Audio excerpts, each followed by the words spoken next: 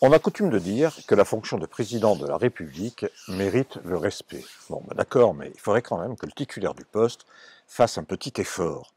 Dans les mois écoulés, nous avons eu le confinement, nous avons eu le couvre-feu, nous avons eu un paquet d'annonces plus contradictoires les unes que les autres, nous avons eu l'infantilisation, la culpabilisation, nous avons eu le chaud et le froid soufflés sur les braises pour qu'à la fin, plus personne n'y comprenne plus rien.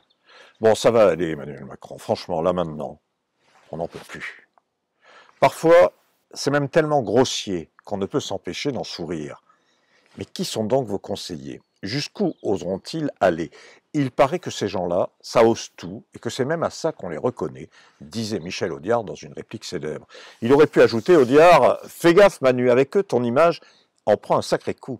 Parce qu'on avait déjà eu droit au conseil pour se laver les mains. Ou encore au conseil pour ouvrir les fenêtres, ou pour mettre le masque, ou pour ne pas le mettre. C'était selon les jours. On avait eu des discours sur l'utilité des tests, ou leur totale inutilité. On a eu des déclarations alarmantes sur l'état des réanimations surchargées, pendant qu'en catimini, le gouvernement, avec les ministres Buzyn ou encore Véran, continuait de fermer les lits et les services.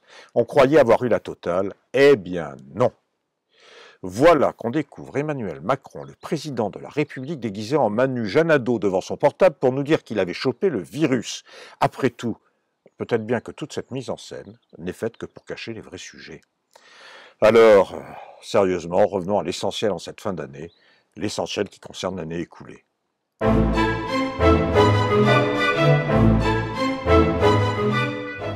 Depuis son élection, Emmanuel Macron est parvenu à dresser contre lui des centaines de milliers de Français, dans la rue notamment, avec les gilets jaunes, sur les retraites ou autres joyeusetés. Autant de réformes dirigées contre cette France méprisée, injuriée, maltraitée, avec laquelle l'élite a fait sécession.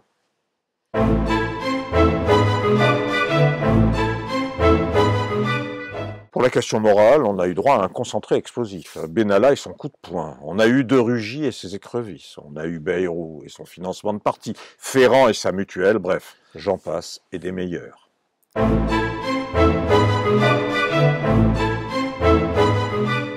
Darmanin est monté en première ligne. Un durcissement qui bascule avec un autoritarisme qui balaie les libertés démocratiques.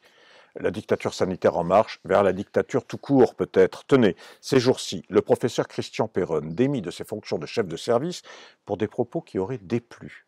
Le professeur Jean-Bernard Fourtillan placé en hôpital psychiatrique pour les mêmes raisons. Alors à qui le tour maintenant?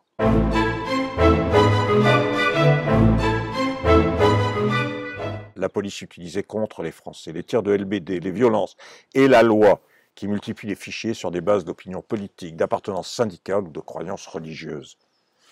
Et quand l'État n'y parvient pas, ce sont les GAFA qui viennent à la rescousse. Ainsi, Twitter qui a annoncé que tout message qui remettrait en cause le vaccin sera automatiquement censuré. Et nul ne moufte, sinon pour applaudir et approuver. Pour le rapport aux Français, l'infantilisation, la recherche de la soumission, le mépris là encore, le Covid a libéré cette tendance naturelle de Macron. Et là, c'est vraiment le pompon. J'y reviens tellement cela est inouï, est incroyable. Le président de la République en mode victime épuisé se filme avec son portable pour quitter un court instant la posture hautaine jupitérienne qu'il a coutume d'adopter et pour y substituer un jeunisme victimaire, ridicule dans sa fonction.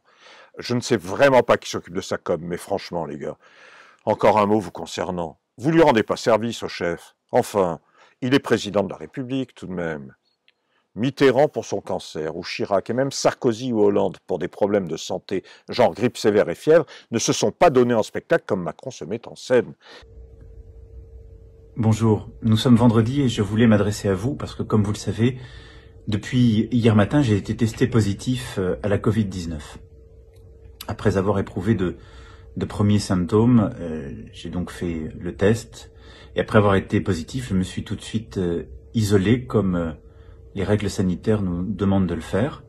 C'est pas le choléra, pas la peste, pas la variole que le président a chopé, juste le virus dont les médecins disent qu'en général à 40 ans, sportif et en bonne santé, eh bien il est assimilable à une méchante grippe, à une migraine soutenue. Nous aurions là un chef de guerre, comme il a aimé le répéter à loisir, tombé au front devant ses troupes. Franchement, léger manque de pudeur. Le prochain coup, il apparaîtra peut-être en pyjama pour faire proche des Français. Tiens, je vois bien une soirée pyjama, comme les ados les affectionnent, regroupant tout ce beau monde dans les salons de l'Élysée. En plus, les gars de la com, vous êtes mauvais ou vous le faites exprès pour nous permettre de nous marrer un bon coup. Vous faites dire au chef. Hier, j'ai été testé positif, ce qui montre que le virus vraiment peut toucher tout le monde, parce que je suis très protégé, je fais très attention, je respecte les gestes barrières, les distances, je mets le masque, je mets du gel hydroalcoolique de manière régulière, et malgré tout, j'ai attrapé ce virus. Donc, ça veut dire que les gestes barrières avec lesquels on nous bassine depuis des mois ne serviraient à rien. Ou alors, qu'ils n'ont pas vraiment été respectés. De toutes les façons, il faut choisir.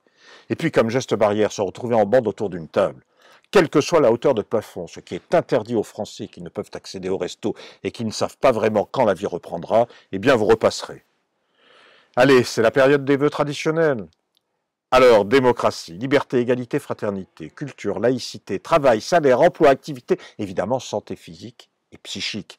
On peut juste espérer pouvoir vivre, oui, pouvoir vivre décemment, dignement, la vie tout simplement, que 2021 tourne le dos à 2020, lui tourne le dos carrément, lui tourne le dos au moins dans le domaine sanitaire, dans le domaine économique et social, lui tourne le dos aussi dans le domaine politique. Voilà un vœu que nous allons, je crois, pouvoir être assez nombreux à partager.